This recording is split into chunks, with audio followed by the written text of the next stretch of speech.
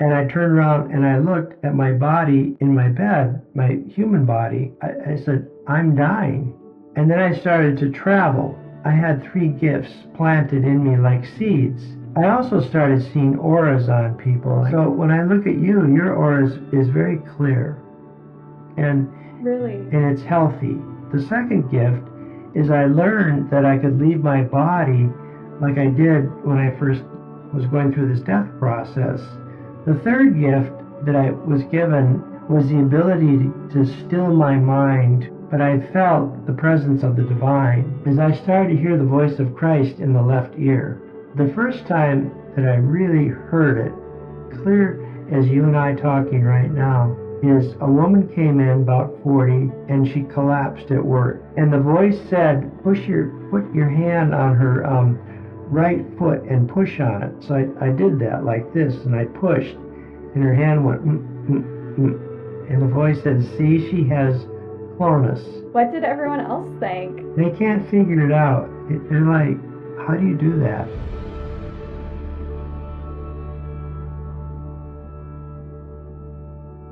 Dr. Rod Schelberg died of an allergic reaction when he was a child. When he came back to Earth, he found he had divine abilities and was able to use them and communication with the other side to help treat his patients once he became a doctor.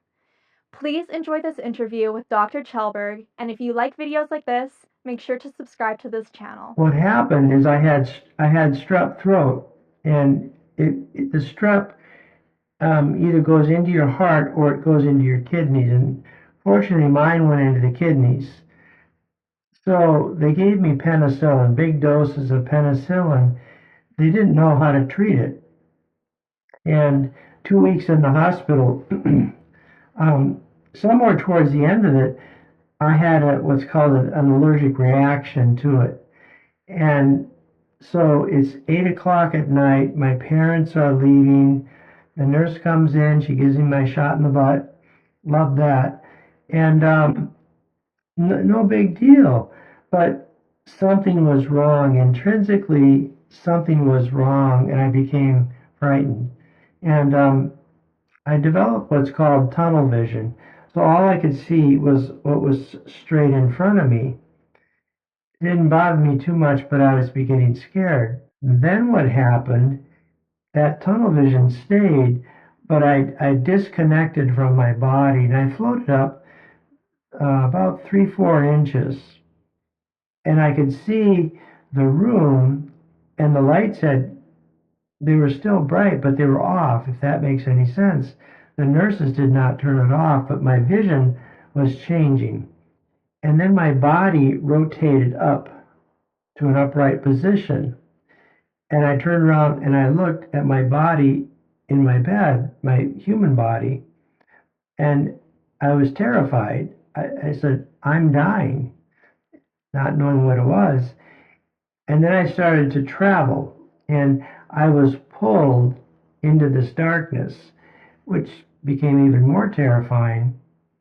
But then I saw this white pinpoint of light, and I started to say, oh, that's home. And I floated towards this. And as I did that, all my fear went away and was replaced with this beautiful feeling of peace, this feeling of oneness, this feeling like, you're on a trip and you're going home.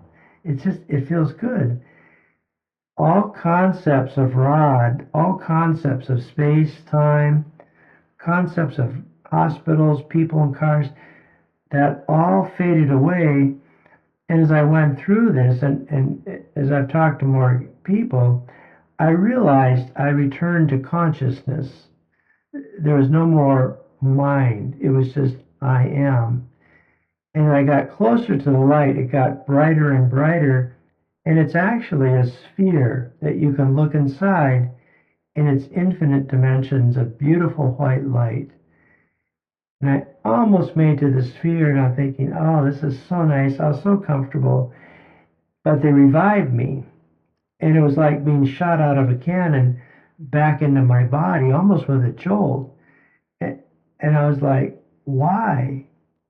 But then I'm a little kid, I think I'm 7 or 8 years old, and I thought, oh, that was just a dream.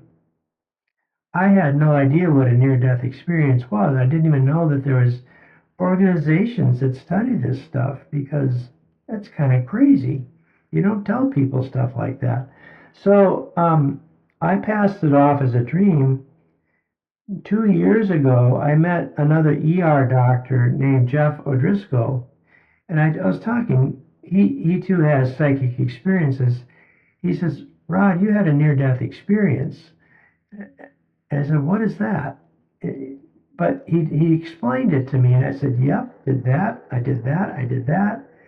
And I went, oh, okay. So that's what it was, and it explained a lot. So you didn't realize this was a near-death experience until 2 years ago. No, I did not. Did you, at that point, because in between then and now you had gifts and a lot of other experiences that I definitely want to talk about, but did you associate those with this Not at first experience? first. Not at first. I did not realize that the near death experience, um, that in my heart, in my being, I had three gifts planted in me like seeds, and they had to mature through life because I'm a young man. I get older, then there's college, there's girls, there's school, the important things, right? And so all those gifts got shut down. But initially, in second and third grade, I would talk to my friends, say, do you see colors on people's hearts? I said, I see this one has a red heart, this has a green, and this is blue. And they're going, no, Rod, we don't see that. And you want to fit in. So I stopped talking about it. But green is, I later learned, is divine life. And it's also the color of medicine. Red is divine love. Blue is divine creativity. So artists, people who are very intellectual, their heart is blue.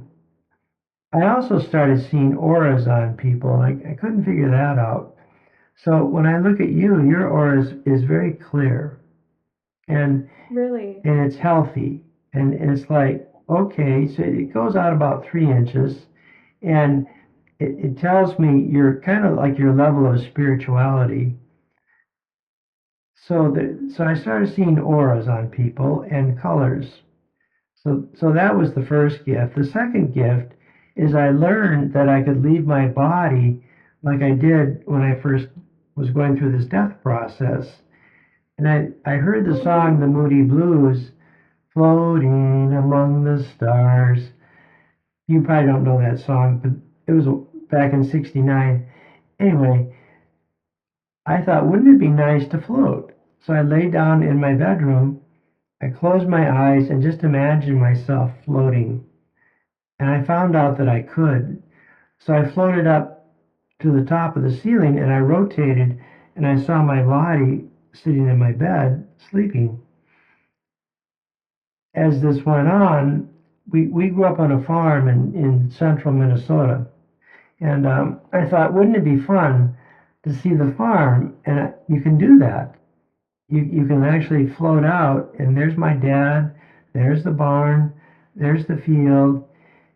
You have no feeling of hot, cold, any sense. It's just awareness.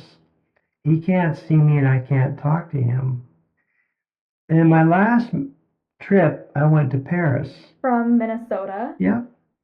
Wow. I said, how far can I go? And so I did. I went to Paris. Why? I don't know. Why not? Well, so I'm floating above the cafes and I'm seeing the checkered red and white cloths. And I know it's Paris because I could see the Eiffel Tower.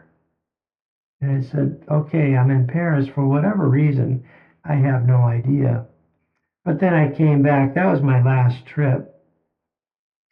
The third gift that I was given and was the ability to still my mind to a really quiet state. And in that state, I guess it's meditation. I learned to breathe, but I felt the presence of the divine, this warm love that fills your heart and fills you with peace. It's like, I'm good. I don't want to come back. It's really nice.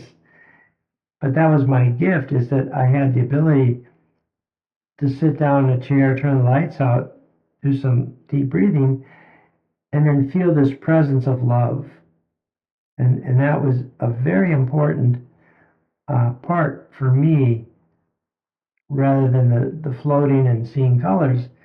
To feel the presence of the divine, we can talk about that in a little bit, but powerful, powerful, tremendous peace, tremendous love, and tremendous quiet. You can't hear a thing, and it's just I'm I'm I'm content. I'm home. So that's my near-death experience. That was my first one. I'm first curious about when you say you connect with the divine in meditation. Is the divine God? It's in you. It's in your heart, and it's red. And so you're basically a spirit living in a body. And the analogy is, you're the spirit and you get into your car and you drive your car. Now your car thinks it's alive. It says, oh, I'll go get some gas. Oh, I need to go get some groceries. And oh, I got a flat tire. Man, that hurts. You see, you've misidentified. But when you get into meditation or these near-death experiences, you've gotten out of the car and the car is still running, but it's not going to move because you're not driving it. And when you do that, your limitations of I'm a person, I have this life, I've got bills, I got to eat, all that goes away and you experience tremendous freedom. I mean, step out of your car and look up, and there's the sky, and just absorb that for a second. We don't do that. I got to get into the house after. We're constantly distracted. And that's what it's like. So, in your heart, if you will, right here, there's my heart. And we have all these constraints, all these concepts, all these distractions, and then our self doubts, and I'm not good enough, all that stuff. And you have to say, oh, in this episode, your heart opens up. It's like a prison door opens and the light comes out. This beautiful light flows out of you. And that's grace. And that brings you peace. And you do that more and more, and your life becomes more and more peaceful. Things work out. You don't worry so much. It's like I have, in the Bible it says I have bread and meat and things that the world doesn't see. Well, that's the love in your heart. So, and people say, well, how do you know you have a spirit? I say, well, do you have a heart? And I like to say, you go, well, yeah. Well, what do you think's making that heart work? It's the only organ that's doing something, right? And I like to play, and I'll say, that each heartbeat, that's God knocking at your door saying, will you open the door and let me in? So I know we're going off on a tangent from your near-death experience, but that's what it's a warmth. It's a creamy white light that comes out of you, and it's very sweet and it's very delicious, and you learn to let it surround you and to be at peace. And then whatever happens in the world, you go, it has no effect on me. So I choose to live in peace. That's beautiful and an amazing gift. I can see why it's one of the most important ones to you. Look at it this way. Um, God talks to you all day long. Are you listening? And sometimes he uses intermediaries, and he kind of like interrupts and tells through them the message he wants you to hear. I don't know if you've ever been in a bookstore and you're looking for something, and all of a sudden a book falls down. And you go, this is the book I've been looking for. Well, that's God saying, oh, you need a little help. It's like a GPS, if you will. You need a little help. And, oh, here's the book. Okay, so I'll read this. And it changes your life. So it's like God's always talking to us. Are you listening? And you have to really learn to still your mind and get quiet and create a pause in your thinking for the divine to speak. Because if you're talking all the time, who can talk to you? I don't know if you ever had that experience with, gee, I did this, I did that, and dot, dot, dot. Look at the watch. It's like, okay. That's good advice.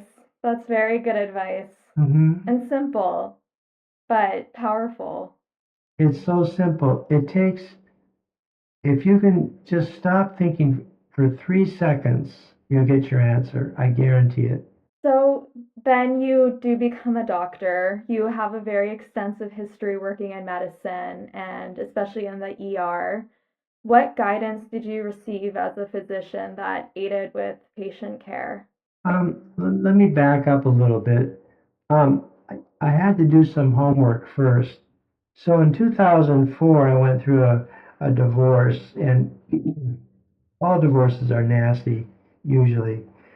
And so I turned to a book called A Course in Miracles. And that's a self study book on finding the God within you. It's a study guide, and it's got workbook lessons. And I started to read this. It just grabbed me and would not let me go. And then I started meditating, first for 5 minutes, then 10. Pretty soon, after a few years, I was up to 2 hours. That I could just be so quiet. You like in the ER, you work 3 14-hour shifts, and then the rest of the week it's like you're a zombie. You're trying to recover. You see, and so I would use that to recover, and I would read it. So that took 3 years.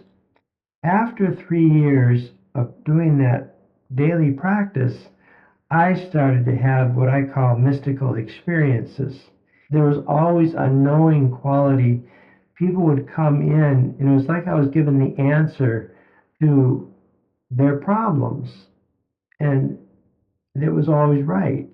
And so that was the first. So, first, I felt the presence of something.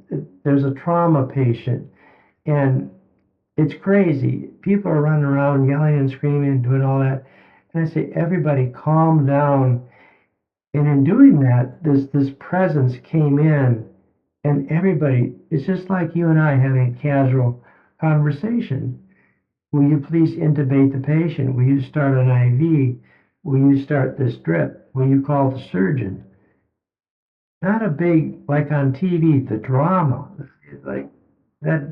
Anyway, so the first is you feel a presence, and it's a presence of warmth and peace, and it radiates out from your heart into the room, and everybody starts to go, oh, I just relax, and I'm thinking clearly, and I don't have to shout, and it's really wonderful. So that's the first part of this growth process. The second is I started to hear the voice of Christ in the left ear. And I have so many stories I could do all day, but I'll just share a few. Um, the first time that I really heard it, clear as you and I talking right now, is a woman came in about 40 in a business suit, and she collapsed at work and basically stopped breathing. And so that she comes in by ambulance, and they got a face mask on her, and they put her in the bed. That's all you get. What happened, right? You don't know. You don't know what medicine she's on, no trauma. And the voice said, put your hand on her right foot and push on it. So I did that like this, and I pushed, and her hand went, mm, mm, mm. And that's a very unique sign of brain poisoning. And I said, and the voice said, see, she has clonus, abnormal reflexes. And then the next thing it said is she has Tylenol poisoning. And she has ammonia building up in her brain, which is lethal. That's why she's dying. So in the ER, we ordered common tests. I said, but I want a Tylenol level and an ammonia level. It's That's like a third layer test, fourth layer. It's like, what is wrong with you? Why are you ordering these tests? I get criticized, but they came back and they were all critical. So with Tylenol poisoning, you've got about a day to give them the antidote. After that, there's nothing you can do. So the time she got there to the time she got the antidote was half an hour. So we gave her the antidote, and 3 days later, she was clear as a bell and doing great. And it's like, so I talked to her. I said, why were you taking so much Tylenol? She says, I'm not. I'm taking 2 tablets, like it says. But the pain medicine had the equivalent amount of Tylenol in it. So she was taking double the lethal dose of Tylenol, which poisoned her liver, so she couldn't take care of the poisons in her body, so it goes up into her head. That's pretty clear guidance. And what did everyone else think? They can't figure it out. They're like, how do you do that? And then they just said, well, he's just a smart doctor, or he was just shooting in the wind, hoping he'd hit something. The second one, and a 15-year-old boy was running at gym in the playground, having a good time, and he fell down and he landed on his chest. So he scummed his hands, his knees, his nose, and he goes home and he's talking to his mom. It's after dinner, and she says, we should go to the ER. Kid falls down. You take your kid to the ER? I don't think so. But she did. And of course, it's my patient. And I'm listening to him, hearing this story. He just has abrasions. No other symptoms, just I'm scun up. So we fixed that. And I put my stethoscope on his chest, and the voice said he has metabolic syndrome, which is a syndrome, and he had a heart attack. That's why he passed out, because he had an abnormal heart rhythm. So on a 15-year-old child, I ordered a cardiac panel, an enzyme panel, and everybody's rolling their eyes. At 6:30, my shift ends at 7. He's lost it. He's really got to go home.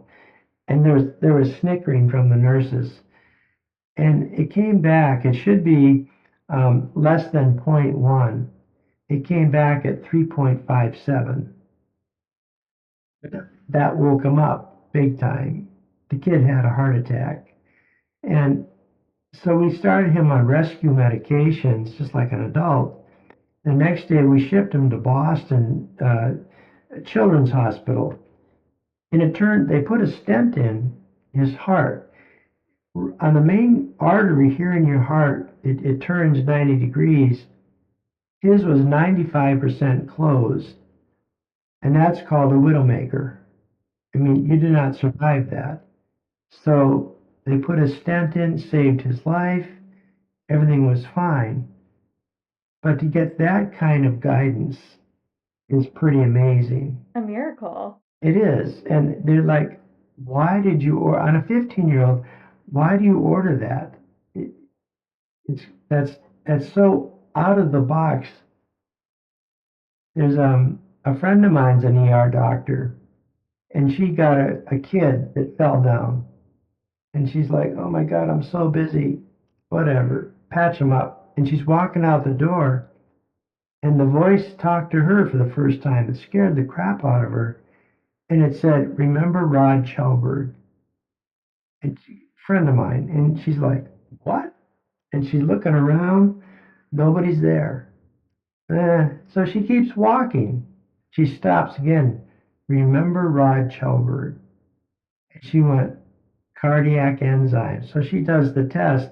He too had metabolic syndrome, and he was in Boston. It came back at 4 something. And they're like, how does this happen? So it's not only me, but it goes to other people. And they ended up, he too had a lesion in his heart, and they saved his life.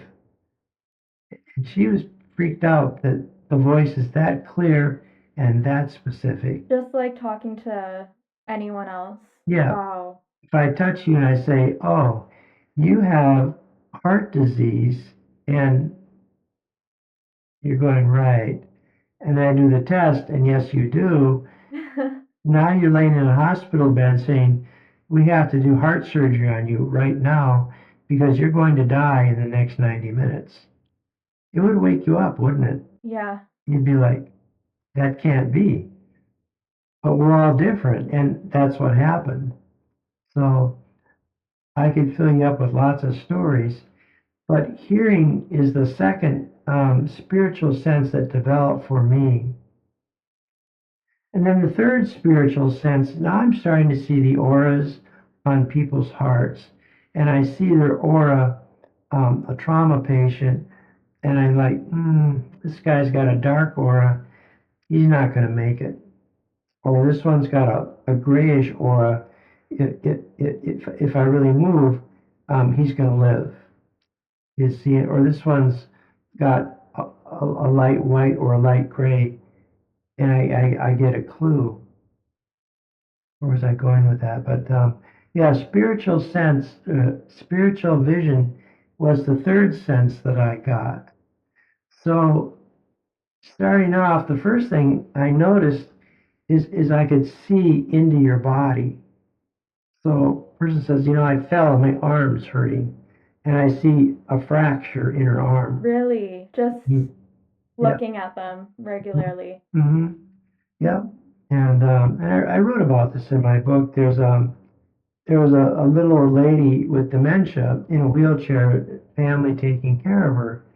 And they said every time we touch her knee, she screams in pain.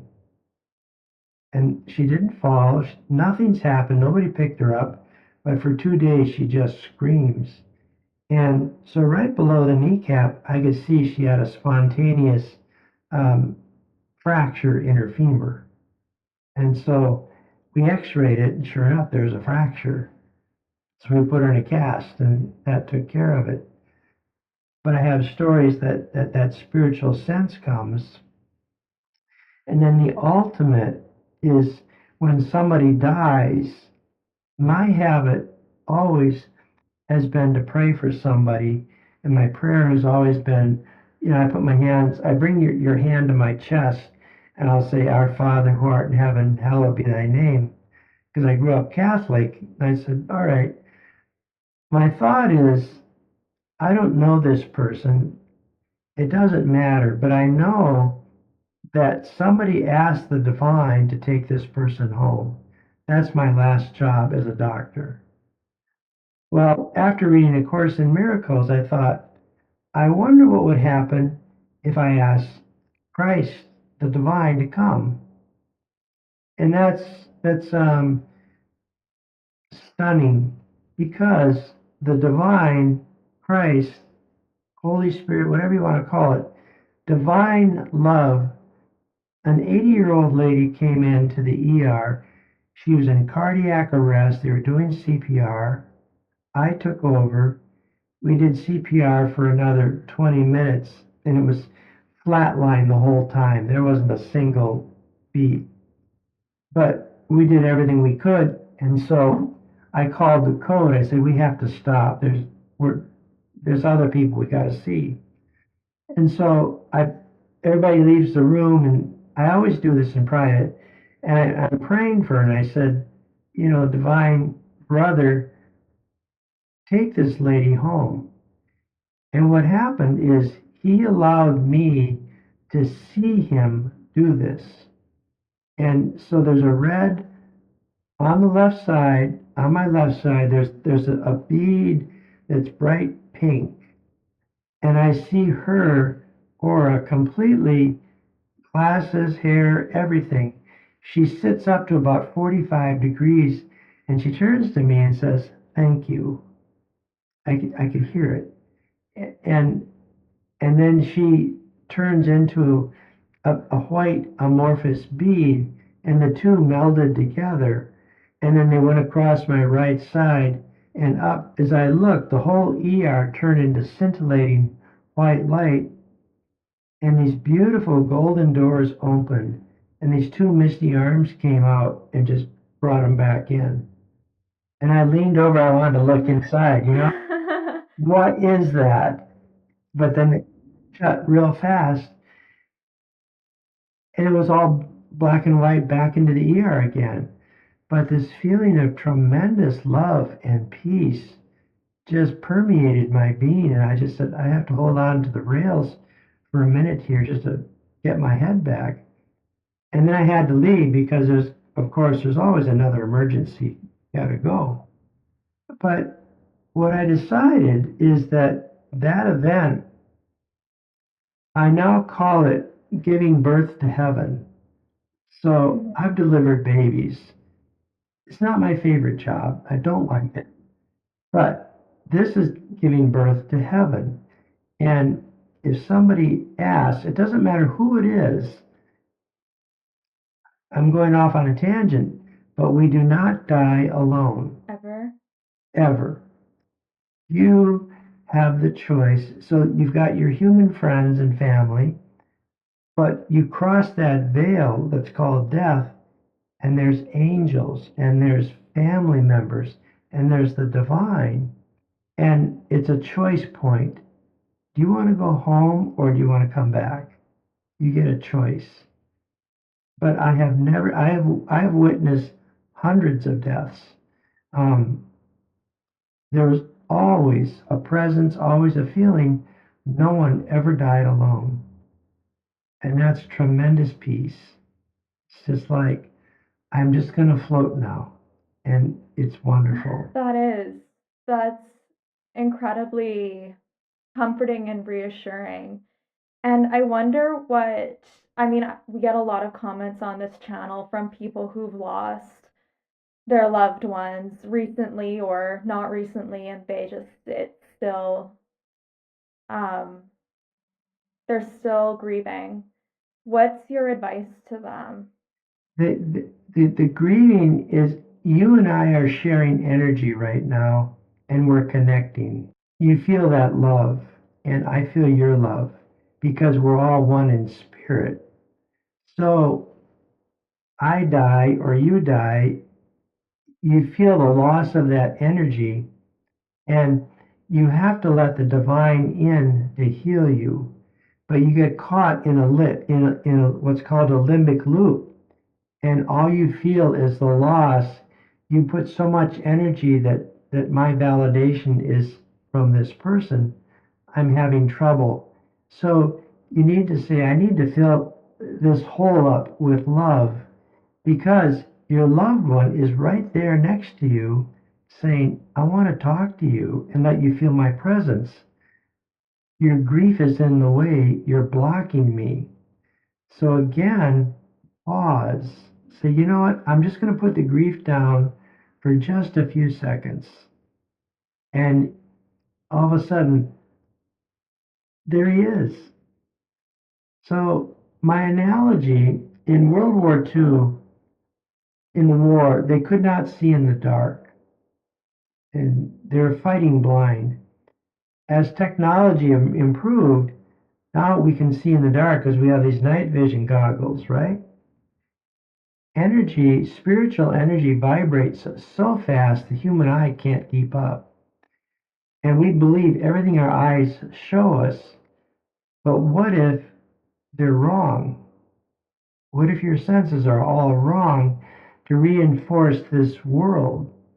And what if you put on, what are these 3D goggles they have? Virtual reality goggles. Yeah, okay. What if you put something like that on and go, there's mom? You see, it's just, you have to open your mind, let loved ones in. So you can say, I accept my grief. You have to accept it. And if you have to cry, you have to cry. You're human, perfectly fine. You accept, but then you have to rest. Just give yourself a rest. And you get so tired, it just keeps firing and firing. You got to rest and just say, I'm going to stop thinking about this now and get out of the environment. Go for a walk, go to a museum, go to a flower show, whatever.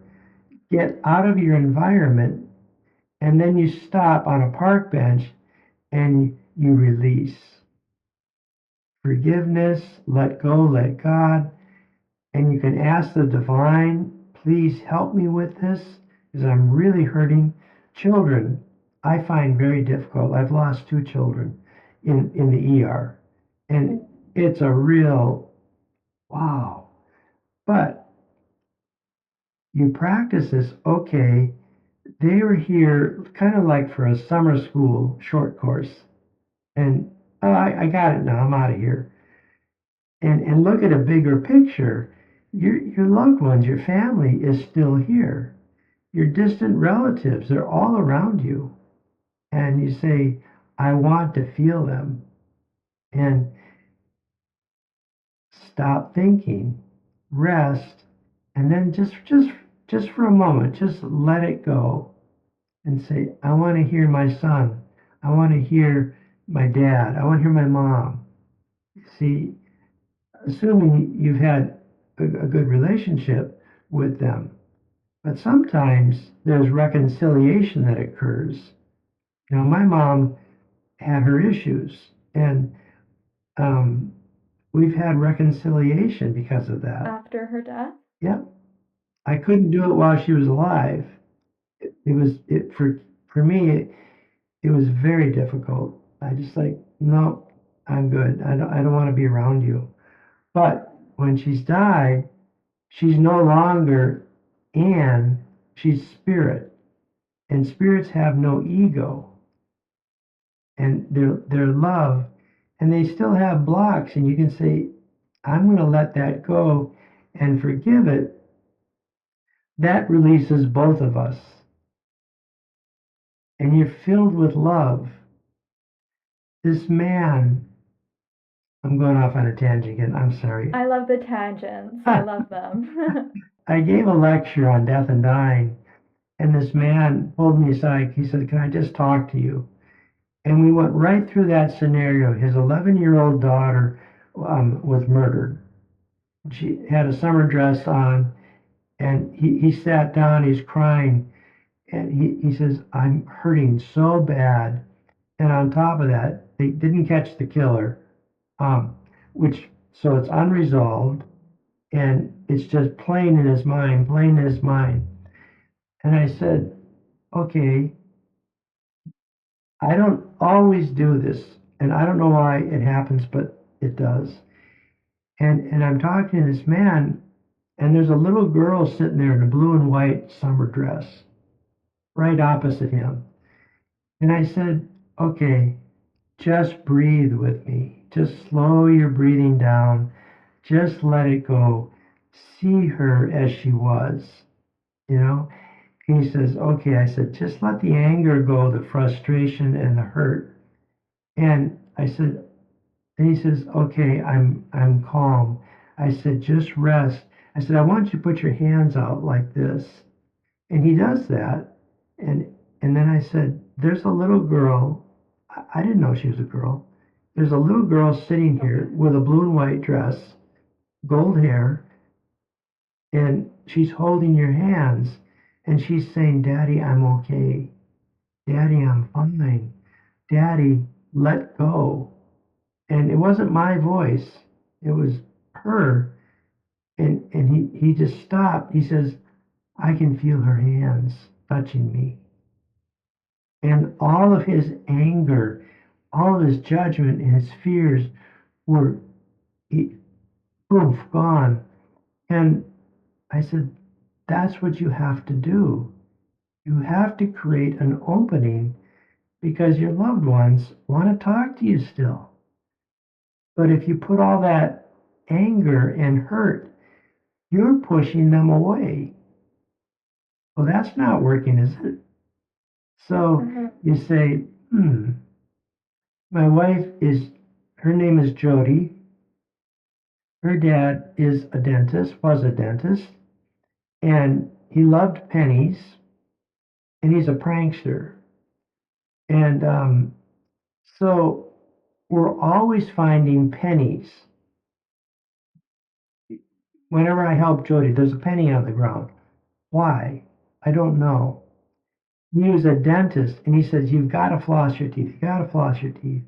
Jody says, if I hear that one more time. So now, have you seen these green dental picks with the floss in them?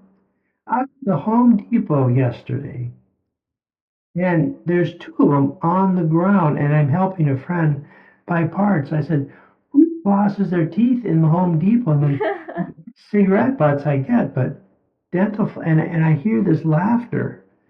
It's like, okay, they communicate with you. Judy, a friend of Jody's, died. It was last year or the year before, and they'd known each other for 40 years. And Jody put her hand out, and a yellow butterfly came down and landed on her finger. But we don't have a lot of yellow butterflies in Maine. They're blue. But I've never seen a yellow butterfly. And I said, Jody, ask her if that's Judy, and to flap her wings. And the butterfly sat there. It flapped its wings twice, and then it flew off. And Jody just said, all the love I feel in my heart.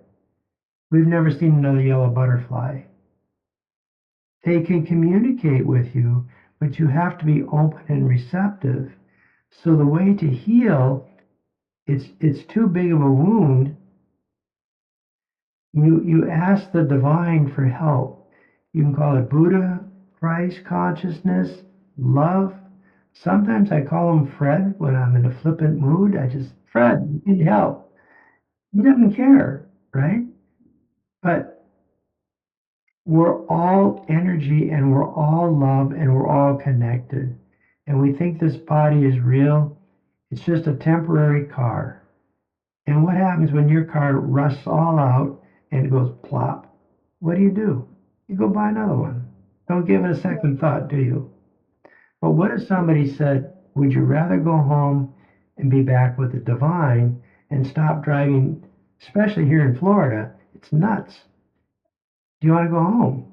And you go, yeah, okay, let's go.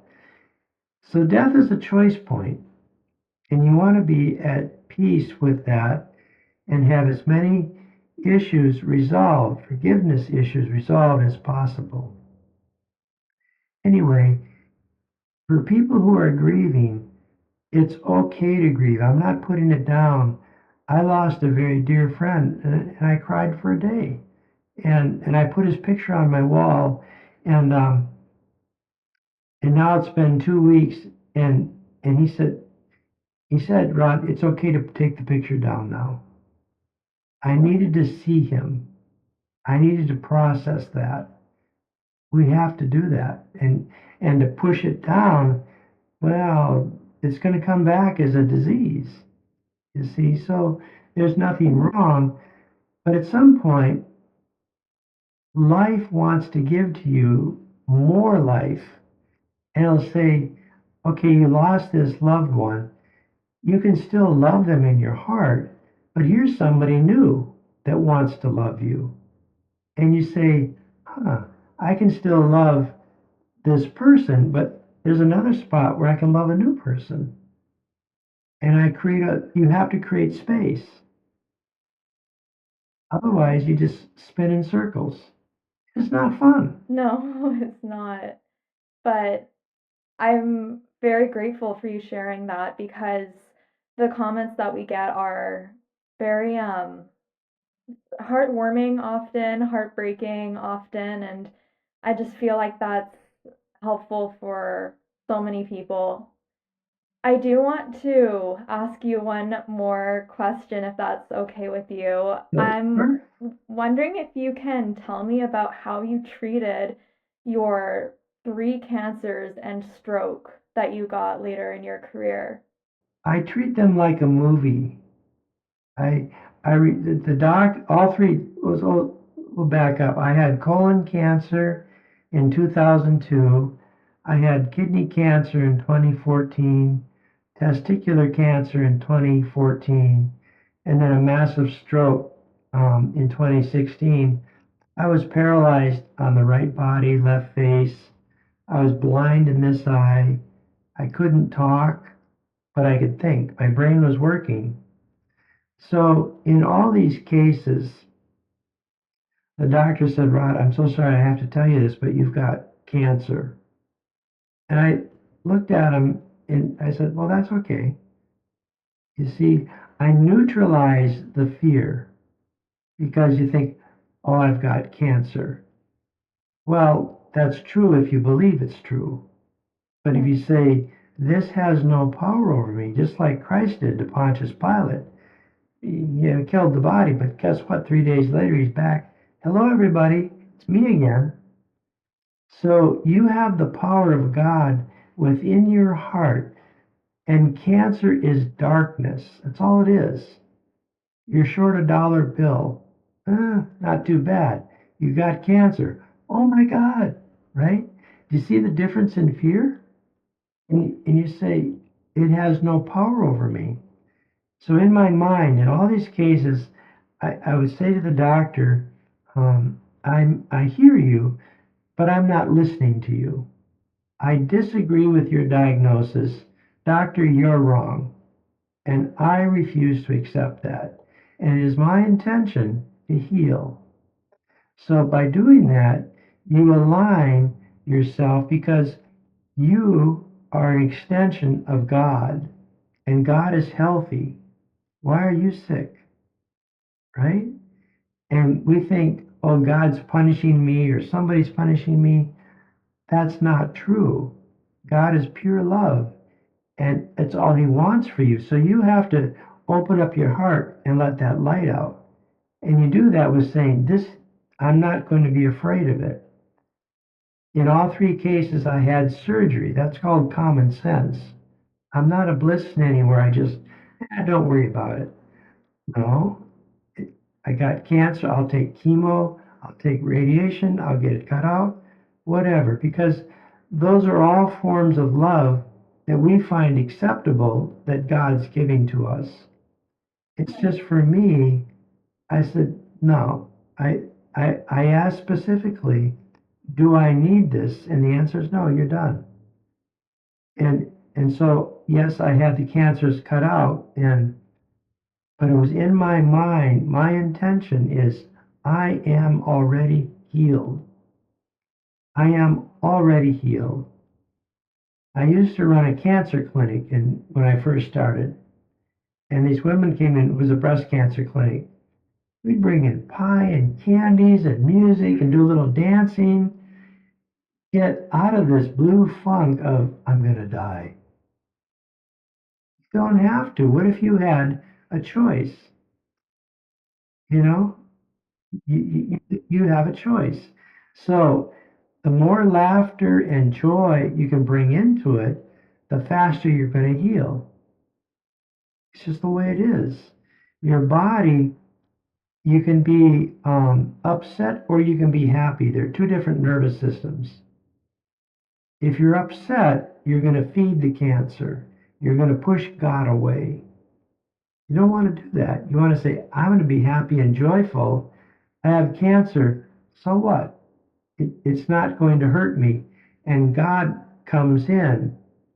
And that's the accepting part. Then you rest. I want to hear what God has to say. So my meditations are always, I just sit in the chair, nice breath, and just say, Father, hold me. Father, reveal yourself to me. I don't ask Him to heal my cancer because I think of it as a movie. And if I don't like the movie, I hit the eject button and call it good. I put a different movie in. I change my mind. I want a, chitty chitty bang bang movie. I want something fun and happy, right?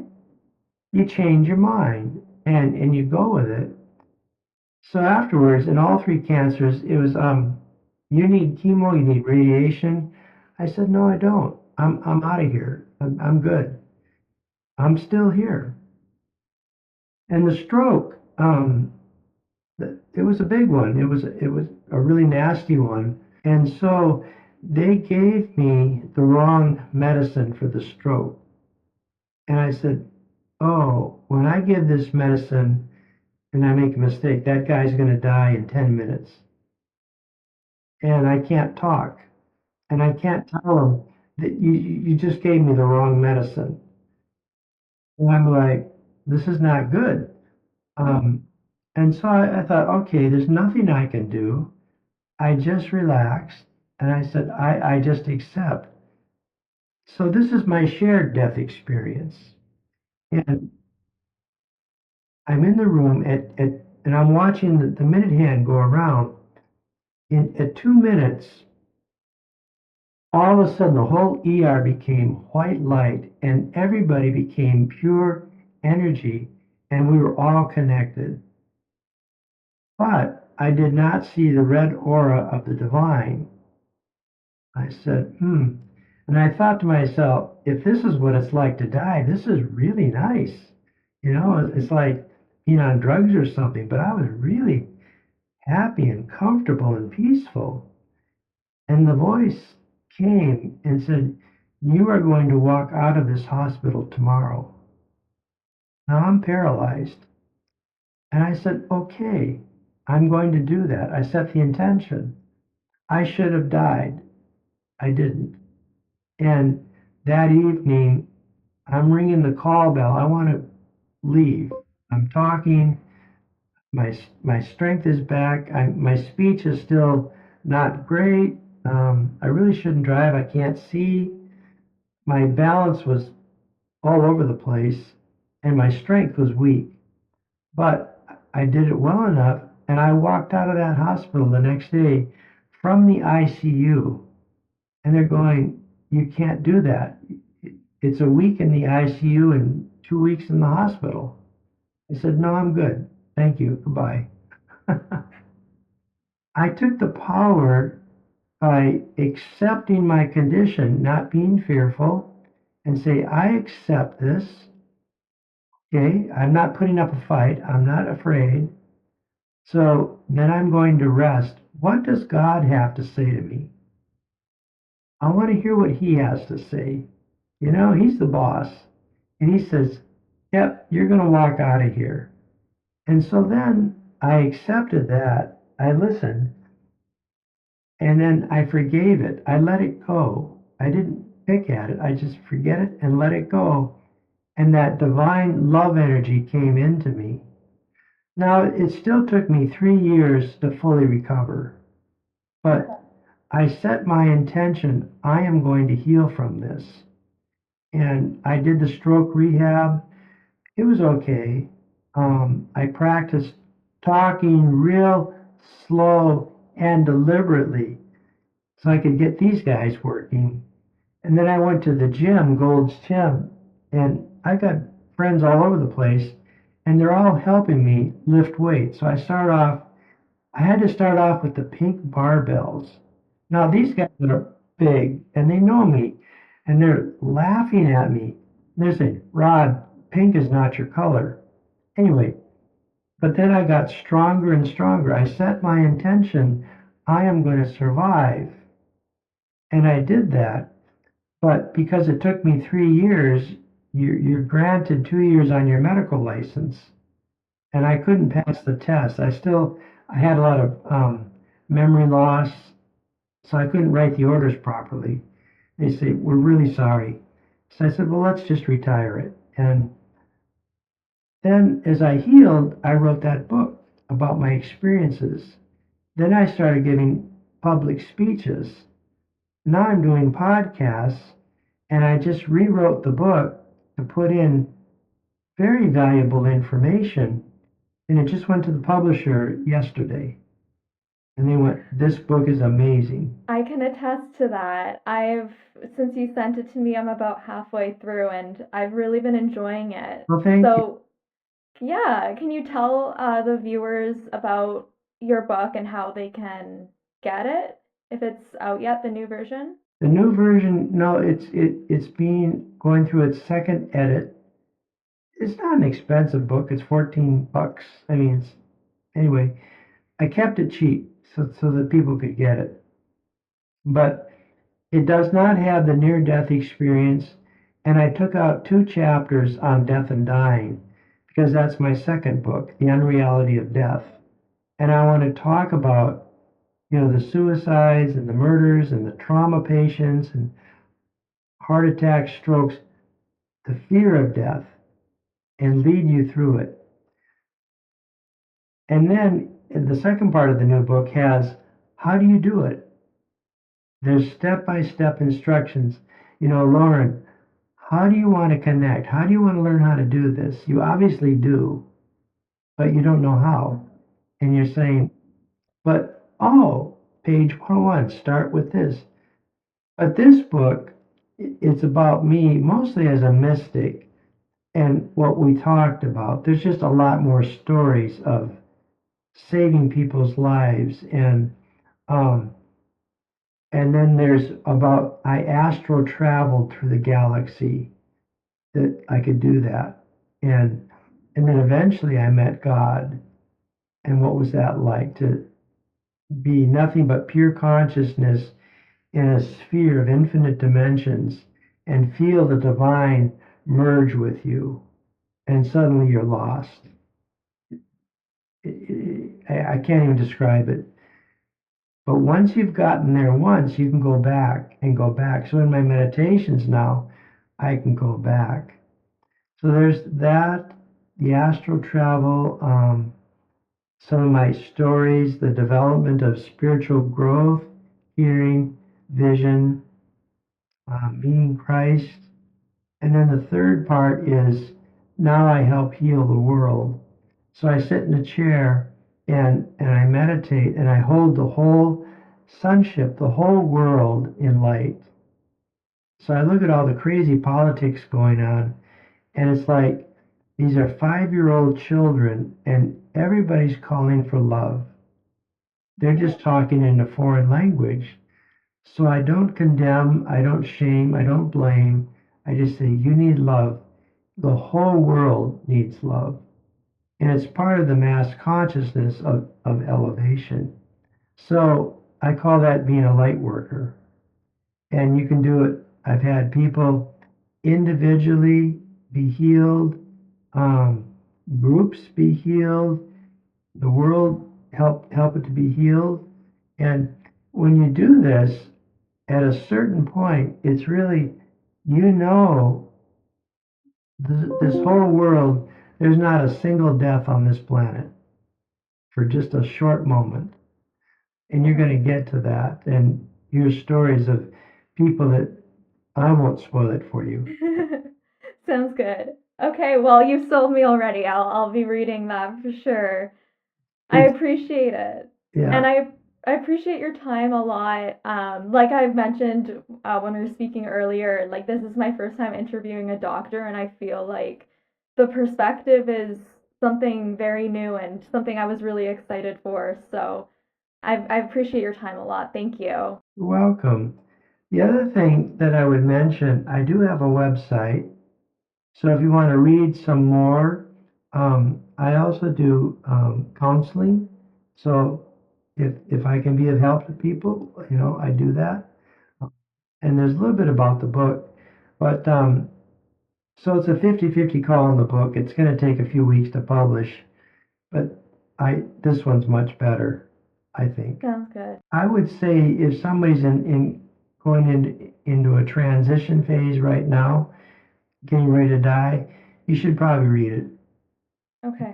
because those 2 chapters on death and dying are in there, and that has been very helpful to people. So that's my only plug. Awesome. Well, I'll be including it all in the description. So thank you again. Thank you so much. It's been fun. Thank you so much to Dr. Chelberg for this incredible conversation. And thank you for watching T&H Afterlife. Since you've made it this far, I would really appreciate if you could subscribe to this channel. And if you're looking for another near-death experience video to watch, I recommend my interview with Damian Brinkley. He was struck by lightning and visited a city in heaven. Thank you.